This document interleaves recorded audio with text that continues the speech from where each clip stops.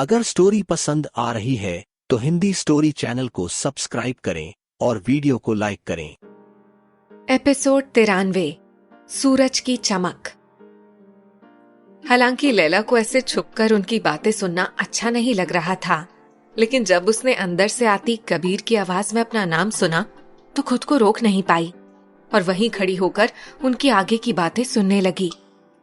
पार्थो ने कबीर के जवाब में कहा, क्या बात कर रहा है यार, तू अच्छे से जानता है वो नई है, अभी उसे कोई फर्क नहीं पड़ना कि वो प्लेन में जा रही है ट्रेन में। वैसे भी लो बजट की फिल्म है तो उतना खर्चा नहीं कर पाऊंगा मैं। ये सुनकर कबीर की आवाज कुछ सीरियस हो गई। नई हो या पुरानी पार्थो, वो अच्छा काम कर रही है, इसलिए सही नहीं लगता कि एक प्रोड्यूसर और डायरेक्टर होकर भी तू ऐसे दो नजर वाले काम कर रहा है। बाहर खड़ी लैला को अब समझ में आ गया था कि पार्थो और कबीर में किस बात को लेकर बात हो रही थी। उसने गहरी सांस ली और केबिन के दरवाजे पर नॉक करके अंदर चली आई। पार्थो और कबीर दोनों ही उसे देखकर चौंक से गए। लैला ने अंदर आकर पार्थो की आंखों में आंखें डालकर कहा, आपने सही कहा, मुझे कोई फर्क नहीं पड़ता कि मैं ट्रेन से जाऊं या प्लेन से। और ये सिर्फ अभी के लिए नहीं है, मुझे लगता है कि मैं जब इंडस्ट्री में एस्टैब्लिश भी हो जाऊंगी तभी सिर्फ आराम मतलबी या फिर क्लास दिखाने के लिए प्लेन में सफर करने की शर्त नहीं रखूंगी। उसकी बात सुनकर पार्थो के चेहरे पर कुछ शर्मिंदगी सी छा गई थी। तब लैला ने वापस दरवाजे की तरफ मुड़ते हुए कहा, मैं घर जा रही हूं, बस ये इन्फॉर्म करने आई थी, बाय। कहकर वो वहां से तेजी से निकल गई। पीछे रह गए कबीर के चेहरे पर एक मिस्टीरियस सी स्माइल बिखर गई। नरेन जब सेट पर पहुंचा तो वहां जारी हाई अलर्ट से उसे ये समझते देर नहीं लगी कि सेट पर माया आई हुई है, लेकिन माया के आने के बारे में जानकर उसे सबसे पहला ख्याल आंचल और अरुण का ही आया। उसने पास से गुजरते एक स्पॉट बॉय से उनके बारे में पूछा तो उसने बताया, नहीं नरेन सर, दोनों ही अब तक नहीं पहुंचे, माया मैडम बहुत गुस्से में भी हैं इसलिए। ये सुनते ही नरेन के माथे पर भी उनके लिए फिक्र की लकीरें छा गई। तभी दोनों आते हुए दिखे तो फौरन ही एडी ने उनके पास जाकर कहा, मैडम कॉन्फ्रेंस रूम में आप दोनों का इंतजार कर रही हैं। ये सुनते ही आंचल के चेहरे पर परेशानी सी झलकने लगी थी, लेकिन अरुण उसके कंपैरिजन में कुछ नॉर्मल दिख रहा था। नरेन भी उनके पीछे पीछे चलते हुए कॉन्फ्रेंस रूम की एक खिड़की के बाहर आकर खड़ा हो गया। माया ने उनके अंदर घुसते ही कहा, मुझे मेरे सेट पर अनडिसिप्लिन्ड लोग बिल्कुल भी पसंद नहीं, ये मैंने बताया ना तुम दोनों को। अरुण और आंचल दोनों ने ही सिर झुकाए हुए हामी भरी। तब माया ने कुछ और गुस्से में कहा, फिर ये क्या चल रहा है तुम दोनों लव बर्ड्स का? ये घूमना फिरना, ये साथ में टाइम स्पेंड करना, क्या शूटिंग के बाद नहीं चल सकता? तुम्हें पता है तुम दोनों की वजह से पूरी टीम को कितना सफर करना पड़ रहा है।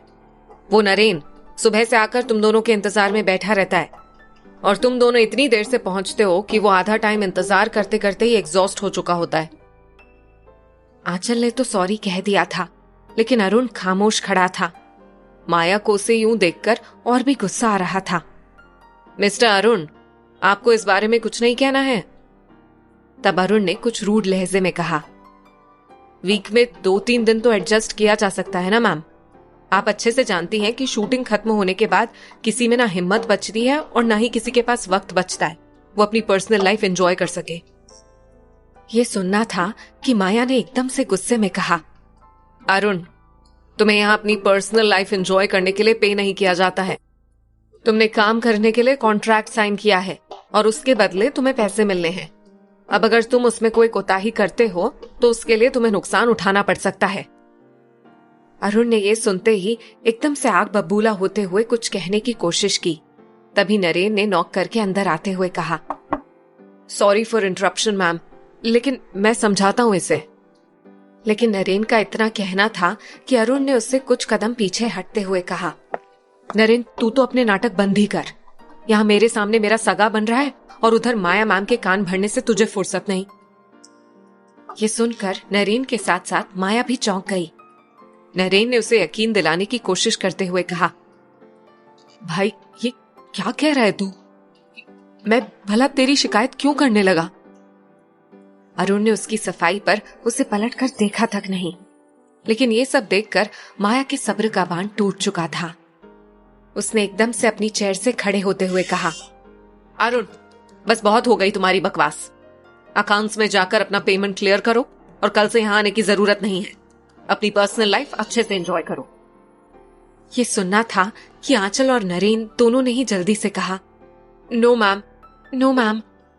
नरेन ने माया के ठीक सामने जाकर रिक्वेस्ट करते हुए कहा, मैम बस थोड़ी सी मिसअंडरस्टैंडिंग है, हम लोग बात करके सॉर्ट आउट कर लेंगे, आप प्लीज गुस्सा मत होइए। लेकिन माया कपूर कभी अपना फैसला बदलने वालों में से नहीं थी, इसलिए उसने कॉन्फ्रेंस रूम से बाहर निकलते हुए कहा, दैट्स फाइनल।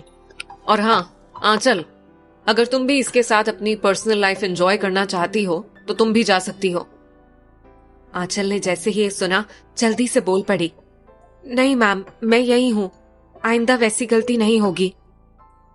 माया ओके कहते हुए वहां से बाहर निकल गई। माया के जाते ही नरेन ने कुछ कहने की कोशिश की, लेकिन अरुण ने उस पर एक सख्त नजर डाली।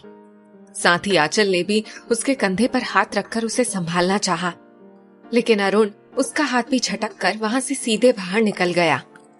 पीछे खड़े नरेन को जितना उसके जाने का दुख था, उतना ही उसे ये बात भी दुखी कर गई थी कि अरुण उसे गलत समझ रहा था।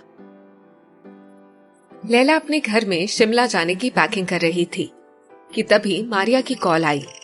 लैला के हेलो कहते ही उसने कहा, Laila ma'am, thank you so much. आपकी वजह से ही कबीर सर हमारे इवेंट में आए और उस इवेंट से रिकॉर्ड तोड़ फंड रेजिंग हुई। यूनियन वाले बेहद खुश हैं।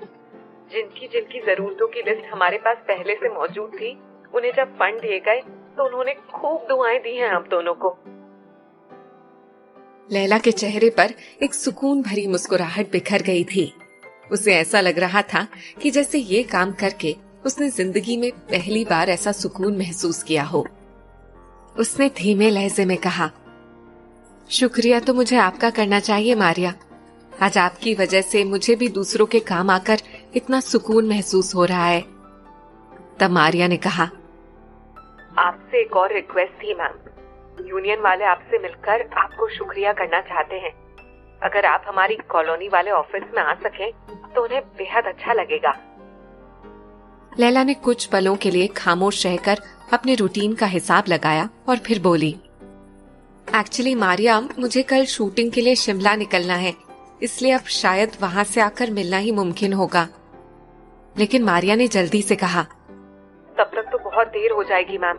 एक काम करती हूँ, मैं कल आपको लेने आती हूँ, फिर आप ट्रेन के वक्त से आधा घंटा एक्स्ट्रा लेकर यहाँ आना। उससे ज्यादा वक्त नहीं लेंगे हम आपका, फिर मैं आपको खुद स्टेशन छोड़कर आऊंगी। मारिया ने सब कुछ इतने अच्छे से प्लान किया कि लैला चाहकर भी मना नहीं कर पाई। उसने धीरे से मुस्कुराते हुए कहा, अच्छा ठीक है, बाकी तुम मत आना, मैं अपना सामान लेकर खुद ही वहां आ जाऊंगी। मारिया ने खुश होते हुए उसे एक बार फिर से थैंक यू कहा और फिर फोन रख दिया। लैला फोन रखकर डायरेक्ट किचन में चली आई। फिर उसने एक स्ट्रॉन्ग सी कॉफी बनाई और कॉफी का मग लिए बालकनी में लगी चेयर पर आ बैठी। ढलता हुआ सूरज आसमान को कैनवस की तरह इस्तेमाल किए जा रहा था। गहरा लाल, चपई, गहरा हल्का नीला और फिर एकदम से सुरमई। इस एक सूरज के आसमान का हमराह होने ने कितने रंग बिखेर रखे थे अपने आसपास। सूरज को देखते हुए उसके मन में बरबस ही एक नाम उभरा, कबीर। उसने धीरे से बुदबुदाते हुए उसका नाम लिया और उसके होठों से लेकर आंखों तक एक खुशी की चमक सी बिखर गई। उसकी जिंदगी के आसमान में कबीर नाम का सूरज भी तो वैसे ही चमकता जा रहा था। तभी जैसे मन के किसी कोने से आवाज आई, तुझे वाकई में इस बात से कोई फर्क नहीं पड़ता कि कबीर कपूर शादीशुदा एक बच्चे का बाप है? लैला ने एक ख्याल आते ही एक गहरी सांस ली और कॉफी का मग वहीं रेलिंग पर रखकर आंखें मूंद ली और धीरे से कहा, हाँ, मुझे कोई फर्क नहीं पड़ता कबीर किसके लिए क्या है। कबीर मेरे लिए कबीर है और मुझे उनके साथ होना सुकूनदेह लगता है। इससे ज्यादा न मैं कुछ सोचना चाहती हूँ न समझना चाहती हूँ। खुद से कहकर उसने मुस्कुराते हुए आंखें खोली और कॉफी का घूंट भरने लगी। अगले दिन ठीक टाइम पर लैला ने अपना सामान लिया और ऑटो करके मारिया के घर पर आ गई। मारिया उसे देखकर अगर स्टोरी पसंद आ रही है तो हिंदी स्टोरी चैनल को सब्सक्राइब करें और वीडियो को लाइक करें। खूब खुश हुई। लैला को ये देखकर बेहद अच्छा लगा कि मारिया के हस्बैंड की तबीयत अब पहले से काफी बेहतर थी। उसे देखते ही मारिया के हस्बैंड ने हाथ जोड़ते हुए कहा, कभी कभी दुनिया बहुत जालिम महसूस होती है मैडम, लेकिन जब आप जैसे लोगों से मिलना होता है ना, तब समझ में आता है कि दुनिया में इंसानियत अभी भी जिंदा है। लैला ने ये सुना तो उसकी आंखें टपटपा सी गईं। उसने एकदम बेचैन लहजे में कहा, नहीं नहीं, मुझे इतनी ऊंचाई पर मत ले जाइए। मैंने सिवाय एक छोटी सी कोशिश के और कुछ भी नहीं किया। मुझे जरूरतमंदों के काम लाने वाला सिर्फ और सिर्फ भगवान है। मारिया ने सुनकर उसे प्यार भरी नजरों से देखकर कहा, यह आपका बड़प्पन है लैला मैम। तब लैला ने कुछ झेपते हुए कहा, अच्छा अब चलो, वरना पता चला कि अपनी तारीफ सुनने के चक्कर में मैंने ट्रेन ही छोड़ दी। लैला की ये बात सुनकर मारिया और उसका हस्बैंड दोनों ही हंस पड़े। फिर मारिया लैला को लिए यूनियन के ऑफिस आ गई।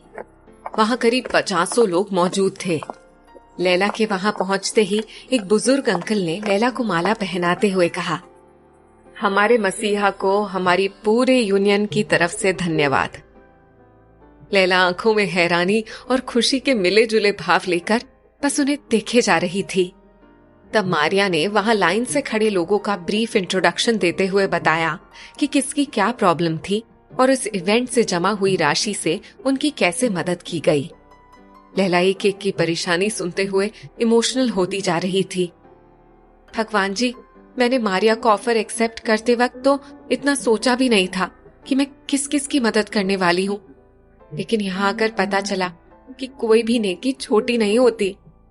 आज मेरे 1.5 घंटे का प्रोग्राम इन जरूरतमंदों के लिए कितनी खुशियां लेकर आया है, इसका मुझे उस दिन एहसास भी कहाँ था। लैला ने मन ही मन सोचा और सबका शुक्रिया अदा करके मारिया से चलने के लिए कहा। मारिया ने उन सब की तरफ से उसे एक मिठाई का डब्बा दिया और फिर उसे लिए ऑटो स्टैंड की तरफ आ गई। स्टेशन आकर लैला को अपने क्रू के सारे लोग मिल गए। अपना टिकट लेकर वो उस कंपार्टमेंट में चली आई जो उस टिकट पर लिखा था। उसके सामने वाली सीट अभी खाली ही थी। अपना सामान एडजस्ट करके वो अभी बैठी ही थी कि ट्रेन ने विसिल दी और फिर धीरे धीरे पटरियों पर रेंगने लगी। छूटते हुए मंजर को देखते हुए लैला के मन को एक बार फिर कबीर के ख्यालों ने आ घेरा। अभी तो कबीर सर हवाओं में उड़ने की तैयारी कर रहे होंगे। कबीर को सोचते हुए उसके ख्याल फिर यूनियन के लोगों की तरफ चले गए। उनकी तकलीफें देखकर लैला को एक बात बेहद महसूस हुई कि बीइंग अ जूनियर आर्टिस्ट या स्टाफ सालों साल इंडस्ट्री को सर्व करने के बाद भी उनका कोई ठौर ठिकाना नहीं था। कोई प्रोडक्शन हाउस उनकी मुसीबतों में सहारा बनकर नहीं आता। आखिर ये इरेगुलरिटी क्यों थी? लैला सोचती हुई खिड़की की तरफ देखने लगी थी। तभी खिड़की के पास से कोई तेजी से भागता हुआ दिखा। उसने गहरी सांस ली और अपने पर्स में रखी एक नॉवल निकालकर आराम से बैठती हुई बोली, पता नहीं लोग इतने लापरवाह कैसे हो जाते हैं कि उनकी ट्रेन छूटने लगती है। नॉवल के पन्ने पलटते हुए उसे अभी कुछ ही पल गुजरे होंगे कि तेजी से दरवाजा खुला और एक मर्दाना आवाज उभरी, हेलो। हिंदी स्टोरी चैनल को सब्सक्राइब करें।